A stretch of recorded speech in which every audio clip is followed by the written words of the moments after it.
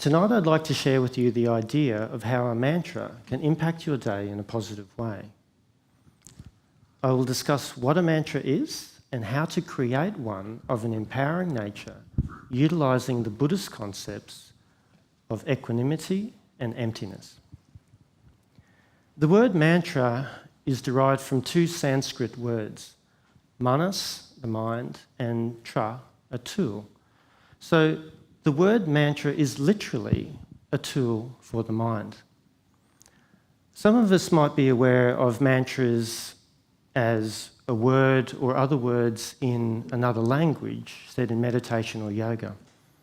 Om is a popular mantra used in meditation, and namaste is how you would end a yoga session. Affirmations are also mantras.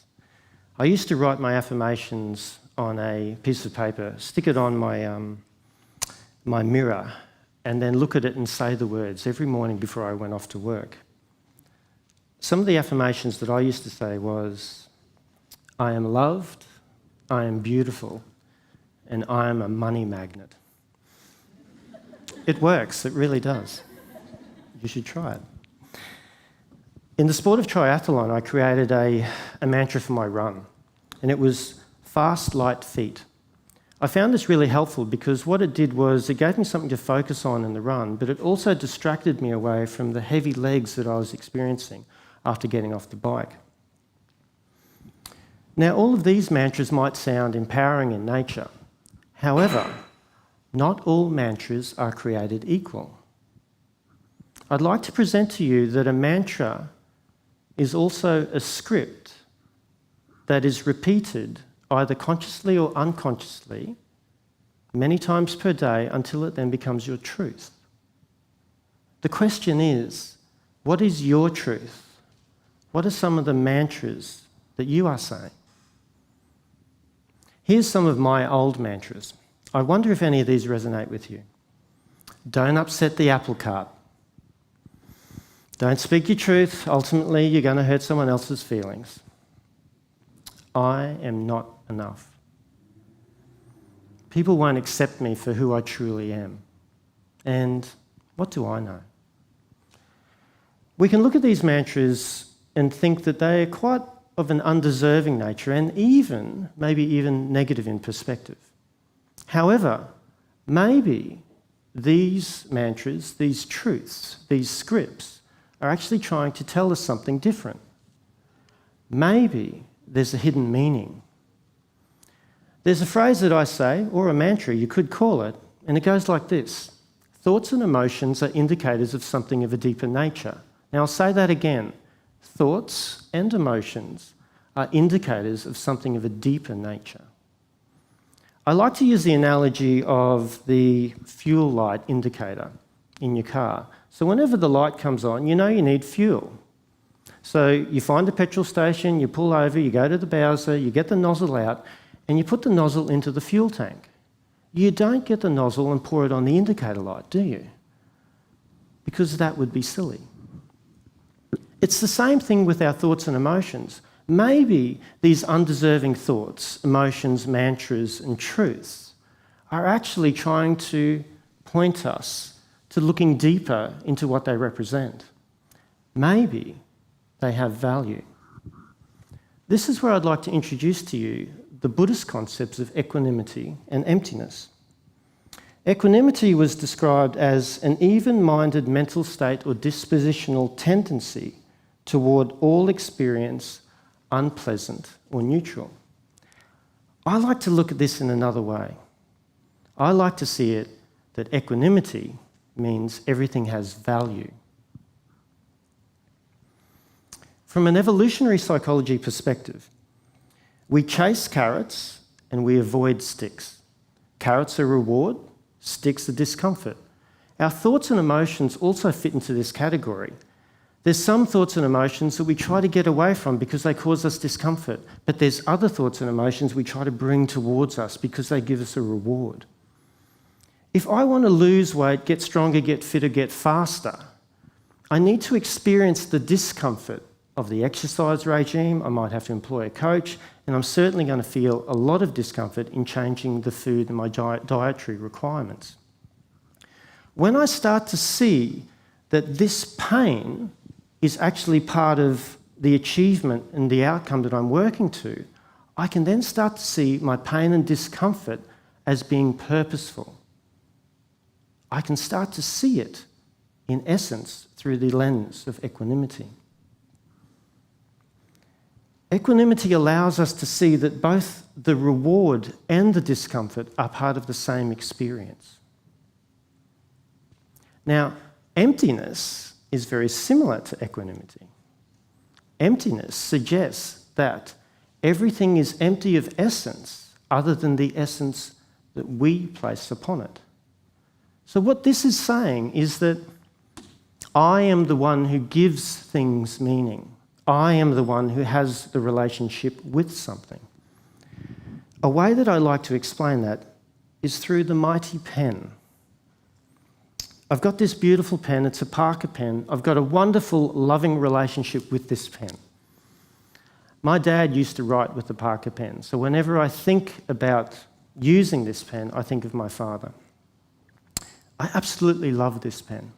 I love it so much that I'd like to gift it to somebody in the audience. So as I walk over and I give it to the person, I trip and I fall. The pen takes my eye out. There's blood everywhere. I know it's dramatic, but stay with me, okay? I get carried off to the hospital. You don't see me. I don't get to finish the speech. I'm sorry, but I am here. It's only a story. For the next couple of days, I then spend in hospital recovering, having eye surgery, recovering, and then I go home. And what I notice when I go home is that things have changed for me. I don't want to go out in public anymore. I'm feeling quite anxious in social occasions. I certainly couldn't get up on the stage again and speak in the way that I am now. I then start to feel depressed. My life has changed.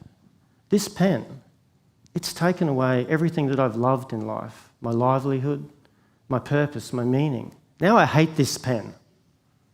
Bloody pen. The question I put to you, has the pen changed? Or is it my relationship that has changed? One thing to be mindful of here is that what is the relationship that I have with people, with objects, with experiences that are placed upon my path each and every day? Am I falling prey to the default mechanisms of the mind which judges things as either good or bad or right or wrong? Or can I start to use the lens of equanimity to then start to see that everything has essence, or everything has value, I should say, and what is the essence that I then place upon it? I'd like to share with you a story about how I found both equanimity and emptiness with emotions. Particular emotions of sadness, of grief, of loss. I found this in the passing of my father. My father passed in 2015. He died of emphysema as he was a smoker for most of his life. This man I loved deeply and compassionately. He carried both light and dark qualities within him, but I had a beautiful connection to him. About 6 months ago, I started to notice that this sorrow was starting to arise within me. Now, naturally, because it was uncomfortable, I wanted to get away from it. So let's just push it away, Maurice. Let's distract myself with something else. But then what I found was the more I tried to push it away, the more intense it became. And it continued to arise within me and show up. So then one day I thought, I'm going to sit with this. I'm going to move closer to it. I'm going to feel into this emotion of sorrow. Now, as I sat with it, I then started to notice that it was accompanied by other emotions. There was sadness, there was grief, there was loss, there was guilt, and there was anger. But you know what? I found something else. I found a deep, compassionate love as well. The reason that I had sorrow was because I loved my father. As I started to move towards the love and experience the love, I then started to notice that the sorrow was dissipating, moving away, even dissolving.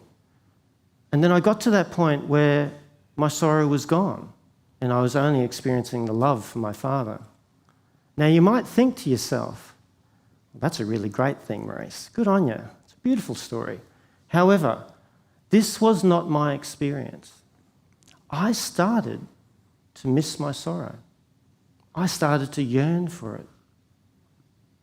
Because what had happened was now I had changed my relationship with my sorrow because my sorrow introduced me to the love. Both the sorrow and the love were part of the same experience. So I can thank my sorrow and I can also thank my love for my Father. That example holds both value in everything as well as changing the relationship. It's the essence that I place upon these emotions. So rather than trying to push them away or pull them towards me, I can allow myself to experience the full range of emotions. I'd like to share again with you my mantra. I found this mantra whilst I was in meditation. And this mantra also carries the essence of equanimity and emptiness. I wonder what life will place upon my path today that will bring me to a greater awareness of self and other selves. Let's explore these words because there is a profundity within this mantra. I wonder what life will place upon my path today. Imagine waking up every morning in a state of wonder, wanting to engage in the world, a sense of intrigue, curiosity, excitement, looking forward to what the day will bring.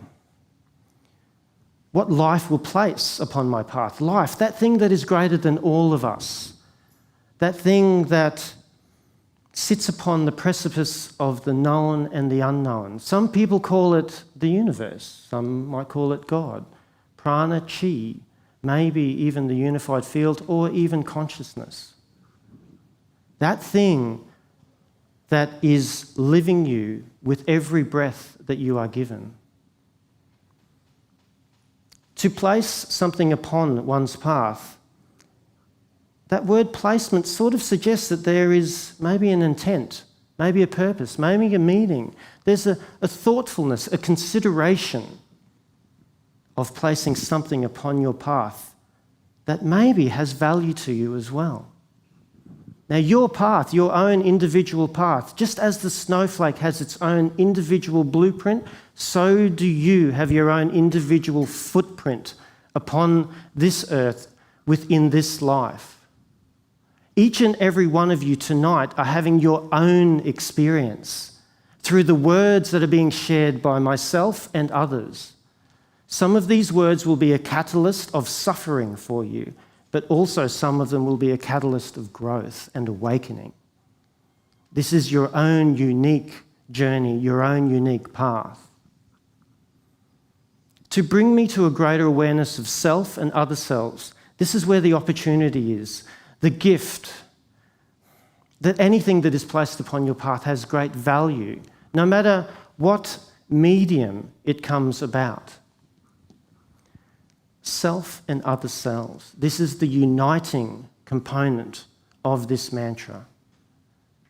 This allows me to recognize the light and the divinity that exists within me and acknowledges the light and the divinity that exists within you. That when I love my brother, my sister, I then love myself. However, when I judge and separate and hate my brother and sister, I also do that to myself. This mantra has been very powerful for me in my life. It allows me to move through my days with ease and grace. It allows me to be in a perpetual state of growth and understanding and looking at the deeper nature within my life. When things come out of the blue, when things don't go to plan, when things happen that I don't expect, I draw upon this mantra and I listen to the words within it, and it connects me to life. It connects me to other selves, and it creates a greater union upon every path that I take. Mantras can be very powerful in both positive and negative ways. Equanimity suggests that everything has value. Emptiness suggests that we are the ones who place meaning upon the things, the people, the situation, the experiences within our life. Imagine if you could place the meaning of value upon everything that happens to you within your days. That would be a powerful space. I encourage you to invite equanimity and emptiness into your days. I encourage you to allow life to live you as you live life. I encourage you to live the fullness of life in recognizing the fullness that you are. I encourage you to say these words of this mantra with me in this moment. Ladies and gentlemen, I give you our mantra. I wonder what life will place upon my path today that will bring me to a great awareness of self and other selves.